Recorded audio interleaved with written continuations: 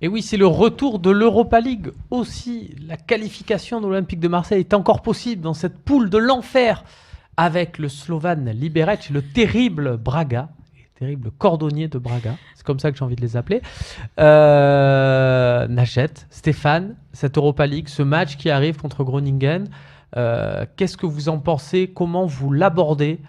Notamment bien sûr en termes d'équipe, est-ce qu'il faut mettre l'équipe type, est-ce qu'il faut faire tourner, si oui, à quel poste? Je vous rappelle que l'OM joue derrière contre Monaco dimanche en championnat. C'est un indice pour vous, chez vous en région, vous en faites ce que vous voulez. Najet. Non, déjà, je voudrais poser une question à Steph, savoir pourquoi ce match est emmerdant. Il est emmerdant parce que la logique voudrait que les automatismes commençant à être aperçus, on aimerait voir reconduire ce 11 type, on est d'accord. Après, c'est ce que je prendrai en compte moi. C'est vrai que sur un Lassana Diarra, je pense que je préférerais le préserver dans ce genre de match. Je pense qu'on sous-estime, moi, Lassana Diarra. On a tendance à vouloir le protéger parce que justement, il n'a pas joué la saison dernière. J'aimerais qu'il tienne toute la saison, moi. Mais ne vous inquiétez pas pour lui. Moi, honnêtement, c'est un bien joueur dont je ne m'inquiète pas. Après, les blessures, elles peuvent arriver, mais c'est ça. Non, laissez-le jouer. Je pense qu'il est très épanoui. On parle d'une rencontre contre Groningen, une équipe qu'on a gagnée 3-0 là-bas. À l'aller. Donc, c'est une rencontre où il y a peut-être la possibilité de ne pas non plus énormément courir et plus avoir le ballon et faire tourner. Et puis surtout, l'avantage, c'est 2 matchs à domicile, c'est-à-dire en termes de logistique, de récupération, d'entraînement, d'organisation, beaucoup plus simple pour l'Olympique de Marseille. Najet, toi, tu mettrais l'équipe type sur les 2 matchs? Moi, je mettrais l'équipe type. Alors, la même qu'on a vu contre Saint-Etienne, tout simplement parce que avec un retour quand même de Benjamin Mendy, j'imagine. Oui. On ne peut pas quand même l'enlever, il a quand même été bon depuis le début de saison. Après, non, moi je veux revoir cette équipe parce que même en match, c'est un match, justement, les automatismes ils vont se créer. Ça va de mieux en mieux et moi je veux revoir cette équipe. Surtout sur la continuité. Cet attelage, on va dire ça comme ça, Isla Diarra, quoi, pour voir si vraiment c'est vraiment une belle complémentarité. Je suis pas convaincu qu'il remettra Isla jeudi. Moi je vois plus il a joué tous les matchs d'Europa League. Tu vois Romao. Je sais pas ce que je souhaite, attention, mais je vois plus un Romao Silva parce que Silva a été remplaçant sur ce match-là et qu'il le sera certainement contre Monaco. Et Romao également, il faut le maintenir sous pression. Donc alors, on a un coup de fil, Stéphane, quand même, en régie de la billetterie. C'est pas sympa ce que tu dis. Tu leur rends pas service. Ils ont déjà du mal à remplir le stade. Si en plus, tu leur annonces un Silva Romao.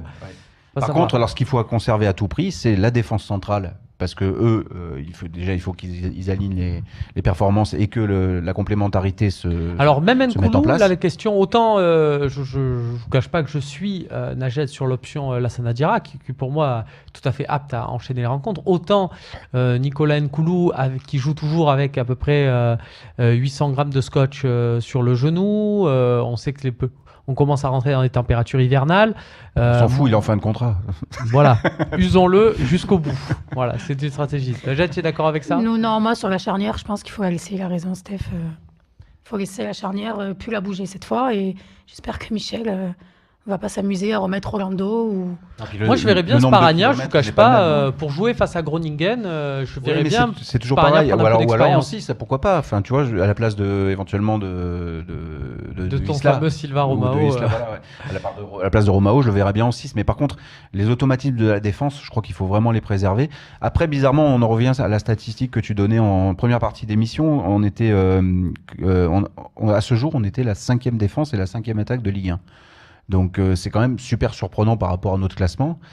Donc c'est pas si catastrophique que ça. C'est pour garder un petit peu de positivisme. Mais par contre, se dégage un 11 type aujourd'hui. Depuis ce match contre Saint-Etienne, je serais tenté de dire, parce que jusqu'à présent on pensait que Lucas Silva était indéboulonnable, même si je pense qu'on va le revoir très vite parce qu'il a un certain nombre de matchs à faire dans la saison. Voilà. Donc ça fait partie aussi de cette logique à dire qu'on le verra contre Groningen. Mais il faut quand même conserver certaines choses et que les joueurs s'entraînent entre eux, notamment le trio d'attaque. De toute façon, on n'a pas beaucoup de choix. Trio d'attaque, quatuor d'attaque, comme vous voulez. On va conclure là-dessus.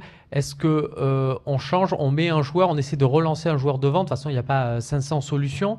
Mais est-ce qu'il y a un joueur qui était remplaçant sur le dernier match à qui vous donnez du temps de jeu sur cette rencontre d'Europa League?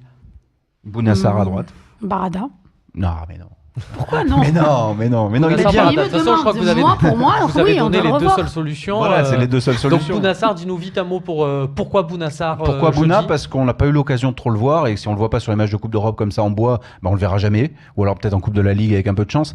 Mais et Lucas Ocampos a et je déjà pense beaucoup pas de que ce chance. soit pire qu'Ocampos, voire même qu'Alessandrini dans un mauvais jour. Très bien, Najed, pourquoi Barada?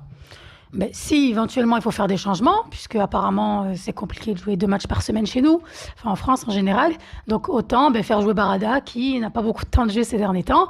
Et moi, non, je suis pas aussi sévère que vous sur Barada, je suis désolée. Je sais reconnaître quand tu fais des mauvaises prestations, et c'est le cas ces derniers temps. Maintenant, je te suis, c'est un match en bois contre Groningen, donc il faut faire tourner, tant qu'à faire, on le fait jouer.